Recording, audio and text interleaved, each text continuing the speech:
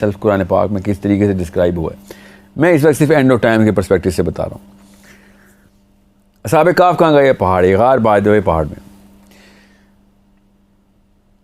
انہوں نے بھی پہاڑ کا ہی رخ کیا ہوا ہے اپنے دور کے اس ٹائرنٹ کے خلاف کہ جو زبردستی کر رہا ہے ان کے اوپر. اس پرسپیکٹو سے دجال کے اوپر اس کی ریلیونس بہت اسٹریٹ بنتی ہے. مگر یہ کافی نہیں ہے، یہ کافی نہیں، کیونکہ اصحاب کہف نے جو پرابلمس کو ڈیل کیا اور نہیں کر سکے اور نکل لیے ادھر سے، بھاگے ہوئے تھے. وہ نبی اسلام نے بھی ہمیں یہ کہا ہے کہ دجال سے لڑ نہیں سکتے تم. دجال سے کوئی انسان نہیں لڑتا سوائے اس کے کہ وہ نبی ہو. اور چونکہ اس نے آنا تھا، اللہ تعالیٰ نے اس لیے عیسیٰ ابن، یہ حدیث نہیں سنا رہا ہوں، یہ میں آپ کو اپنی رائے بتا رہا ہوں کہ عیسیٰ کو آسمان پہ اٹھانا اصل میں اینڈ آف ٹائمز کی کڑی ہے. بنی اسرائیل جو بھی کرنا چاہ رہا تھا، جو بھی وجوہات تھی اس کی، اس میں بھی دجال کے بہت بڑے عناصر لگتے ہیں. مگر یہ پلان تو صاف ظاہر ہو گیا ہے، یہاں تک کہ جو عیسیٰ کے آنے کے اوپر انکاری ہیں نا، مسلمان ہی صحیح، وہ دجال کے انکاری نہیں ہو سکتے. اور سمجھیں، اور اگر دجال کے انکاری نہیں ہو سکتے، چونکہ حدیث اتنی تعداد میں دجال کی، تو جو بھی بندہ جس مرضی فلاسفر، مفکر، اسکالر کو سنتا ہو اور وہ کہتا ہو کہ نہیں یہ عیسیٰ کا قرآن سے ثابت کریں کہ وہ واپس آئیں گے، حدیث سے صاحب حدیث تو ضعیف ہیں جو بھی مل رہے ہیں، تو دجال کے اوپر کی حدیثیں ضعیف کر کے دکھا دو، تعداد کم کر کے دکھا دو. دجال کے اوپر پھر بھی ماننا پڑے گا. کہاں یار اتنا بڑا، اتنا زیادہ ٹیکسٹ دجال کا، اس بارے میں وہ انکاری نہیں ہو سکتے. اور اس چونکہ ٹیکسٹ سے انکاری نہیں ہو سکتے تو اس لیے ان کو وہ والا ٹیکسٹ ریشنلی قبول کرنا پڑ جاتا ہے. ایموشنلی وہ اس کے خلاف ہی ہیں، مگر اس کے خلاف جلغار کر نہیں سکتے. اس ٹیکسٹ میں ایک سینٹرل جو حدیث ہے وہ یہ ہے، جس کا کوئی انکار نہیں کر سکتا، کہ دجال کو عام بندہ مار ہی نہیں سکتا، نبی مارے گا. اب دجال اگر آنا ہے جس کی اتنی تعداد میں حدیثیں ہیں، تو پھر اس کو مارنا بھی تو ضروری ہے نا. تو مارنے کا فارمولہ بھی تو ہمیں پتہ ہے کہ تو نبی نے مارنا ہے. اس کا مطلب ہے کہ دجال خود انوائٹ کر رہا ہے انہی لوگوں کو، مسلمانوں کو جو اس وقت زندہ ہیں، جو یہ پروگرام دیکھیں گے، کہ اگر دجال کو آپ نہیں انکار کر سکتے تو عیسیٰ کے واپس آنا ضروری ہو گیا آپ کے لیے. دجال خود انوائٹ کر رہا ہے اسے اپنے مریم کو. ٹھیک ہے. اب بہت ضروری ہے کہ آپ کو اصحاب کہف کے تھرو یہ بات کلیئرٹی کے ساتھ بتا دوں کہ اپنے ٹائم کے اوپر جب دجال نے طاقت لگائی تھی، جو بھی بادشاہ تھا، تو ہمیں بھاگنے کا حکم ہے، وہاں سے بھاگنے کا، لڑائی کرنے کا حکم نہیں ہے.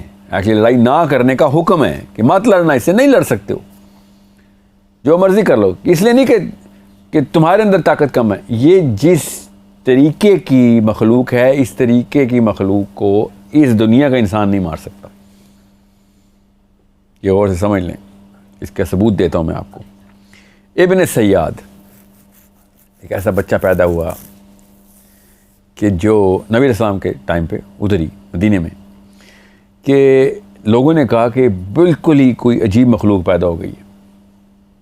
دجال کے بارے میں اتنی ٹریننگ تھی صحابہ کی کہ لوگوں نے ڈائریکٹ دجال کا ہی نام لیا. یہ نہیں کہا کہ کوئی عجیب مخلوق، دجال پیدا ہو گیا. اتنے ٹرین تھے صحابہ. اور سمجھیں کہ آج کل کا مسلمان دجال کے اوپر کوسچن مارک رکھ کے بیٹھا ہوا ہے. ادھر ایک بچہ پیدا ہوا ہے جس میں کچھ ایسی خصوصیات ہیں جو کہ غیر معمولی ہیں، اور صحابہ نے سب سے پہلے دجال کا لفظ سوچا.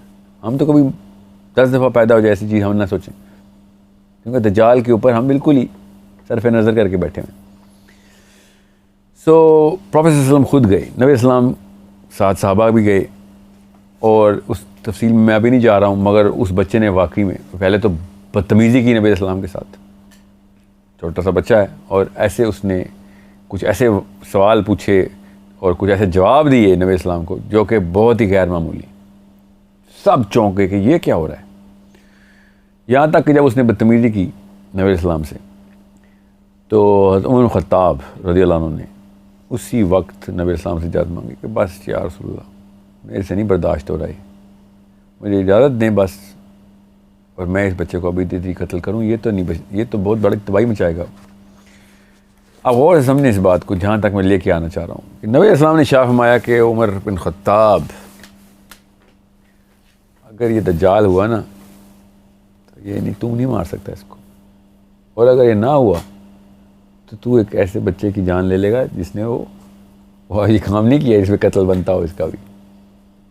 ٹھیک ہے, نقطہ کیا ہے یہاں پہ سمجھنے والا کہ عمر بن خطاب 7 فٹ کے عمر بن خطاب تلوار نکال رہے ہیں, ایک بچہ کھڑا ہوا ہے سامنے. یہ سمجھنے والی بات ہے کہ عمر بن خطاب تلوار نکال کے کھڑے ہوئے ہیں جن سے لاکھوں نہیں تو ہزاروں کفار قتل ہو چکے ہیں ان کی تلوار سے الگ الگ لڑائیوں میں, مگر نبی اسلام کہہ رہے ہیں کہ یہ تیری تلوار سے نہیں مرنے والا. اس کو کسی اور دیو ملائی قسم کی سائیکالوجی میں مت لے کے جانا, سمپل رکھنی ہے بات کہ اس کا مطلب یہ ہے کہ یہ وہ مخلوق, اگر تو یہ دجال ہے تو یہ وہ مخلوق ہے, یہ تلوار سے نہیں مرنے والا.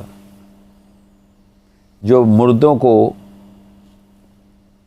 اندھوں کو, غائب کب کے ہزاروں سال سینکڑوں سال سے مرے ہوئے لوگوں کو زندہ کر کے دنیا میں لاتا ہے, اس کو تلوار سے کاٹے گا, اپنے آپ کو نہیں زندہ کر سکے گا. اور سے سمجھیں, یہ ٹیکنالوجی ہے, یہ لفظ ٹیکنالوجی جو ہے نا اس کی سائیکالوجی کسی اور لیول پہ, اصل میں یہ ٹیکنالوجی ہی ہے, وہ جیسی بھی ہے جس بھی دنیا کی ہے, وہ ایک ایسی مخلوق ہے کہ جو اس طریقے سے ڈیتھ کا کانسیپٹ نہیں آپ اس کے اوپر انٹروڈیوس کر سکتے جس طرح کہ ہم مرتے ہیں کہ جسم سے ڈیتھ ہونی اس کی. کیونکہ عمر بن خطاب اور تلوار یہ 2 کانسٹنٹس ایسے ہیں جو کہ کسی بھی انسان کو مارنے کے لیے کافی ہیں کہ اگر ایک انسان عمر بن خطاب دوسرے انسان پہ تلوار چلا دے تو مر جائیں گے. اس موقع پہ ایک بچہ جو کہ فائٹ بیک بھی نہیں کر سکتا عمر بن خطاب کی تلوار کے نیچے آ گا اور مرے گا نہیں. اس کا مطلب ہے کہ اس حدیث سے صاف ظاہر ہو رہا ہے, اس کے لیے زیادہ کھدائی کرنے کی ضرورت نہیں ہے, سوچ کی سمپل سی بات ہے جو کہ میں سمجھا رہا ہوں آپ کے ذہن میں اتر جانی چاہیے کہ اگر یہ دجال ہوا تو نہیں مار سکتا اس کو. اس کا مطلب ہے تلواروں سے گولیوں سے مرنے والی مخلوق نہیں ہے, یہ وہ والا جسم نہیں ہے جس دنیا میں جس طریقے سے اللہ تعالیٰ نے یہ والا جسم بنائے, یہ کسی اور طریقے سے اللہ نے بنایا ہوا ہے, یہ فتنے کے لیے بنا ہوا ہے, یہ کوئی اور کام کرے گا, کسی اور طریقے سے مرے گا. یہ بہت ضروری نقطہ ہے کہ یہاں پہ آپ کو سب کو سمجھ آ جائے. اب ہمیں پتہ ہے وہ مرے گا کیسے. یاد رکھیے گا میں اصحاب کہف کا پیرایا باندھ رہا ہوں ادھر, یہ تمیز ضروری ہے کہ آپ کو پتہ ہو. ہمیں مرے گا وہ پتہ ہے کہ وہ مرے گا کیسے, ہمیں کیا بتایا گیا ہے کہ وہ کیسے مرے گا. حضرت عیسیٰ علیہ السلام جی ہاں, کی سانس جانتا نبی بالکل عیسیٰ ابن مریم اللہ کے رسول صلی اللہ علیہ وسلم, عیسیٰ ابن مریم علیہ السلام کی سانس کی حرارت سے وہ پگھلنا شروع ہوگا. ٹھیک ہے, حضرت عیسیٰ ابن مریم سی آف گیلیلی کے پاس ایک نازرت نامی گاؤں میں پیدا ہوئے, حضرت مریم کی اولاد ہیں. ہزاروں لوگوں نے ان کی سانس محسوس کی ہے. انسان تو دوسرے انسان کی سانس سے نہیں پگھلتا, سمجھ رہے ہیں. اور بڑے دشمن تھے حضرت عیسیٰ ابن مریم کے, اس طریقے سے تو ایک بھی نہیں مارا, نہ ہی کوئی ایسے ریکارڈڈ ہسٹری ہے ہمارے پاس. اللہ کے دشمن تھے, اللہ کے نبی کے دشمن تھے, وہ کیا قتل کرنا چاہتے تھے, وہ تو نہیں کہ مرے حضرت عیسیٰ کی سانس پگھلنا شروع ہوگا, ایسے بھی نہیں مرے گا نا. حدیث کیا ہے, جیسے نمک پانی میں پگھلتا ہے اس طریقے سے اس کا جسم پگھلنا شروع ہوگا. یہ انسانی سطح پہ پاسبل نہیں ہے کہ میں کسی کے جسم کی حرارت سے اگر سمجھ لیں مر بھی جاؤں, کوئی وائرس آ جائے میرے اندر, سانس سے وائرس بھی تو آتا ہے نا, ایئر بورن وائرس ہوتا ہے, تو میں مر بھی جاؤں تو میں پگھل کے تو نہیں مروں گا نا اسی وقت. یہ اسی وقت مرے گا جب عیسیٰ ابن مریم کو دیکھے گا, اور جب دیکھے گا اسی وقت آخری دن چلنا شروع ہوگا اس کا. جیسے ہی اس نے سانس محسوس کرنی ہے ایسے پگھل کے بھاگے گا اور پگھل رہا ہوگا, پگھلتے ہوئے بھاگ رہا ہوگا, اور اس دن ہی مرے گا. ایک تلوار ایک گولی نہیں چلنی اس کے اوپر. یہ کافی ہے یہ ضرب حضرت عیسیٰ کی سانس مبارک کی.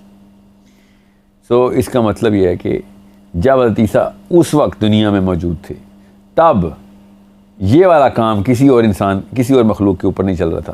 جدھر وہ گئے ہیں اور جدھر سے انہوں نے آنا ہے, یہ غور سے سمجھیں اس بات کو, جدھر وہ گئے ہیں اور جدھر سے ادھر انہوں نے, اس پورے کے پورے علاقوں جو بھی دنیا ہے جہاں پہ وہ گئے ہیں, جس بھی آسمان پہ, 5ویں آسمان پہ,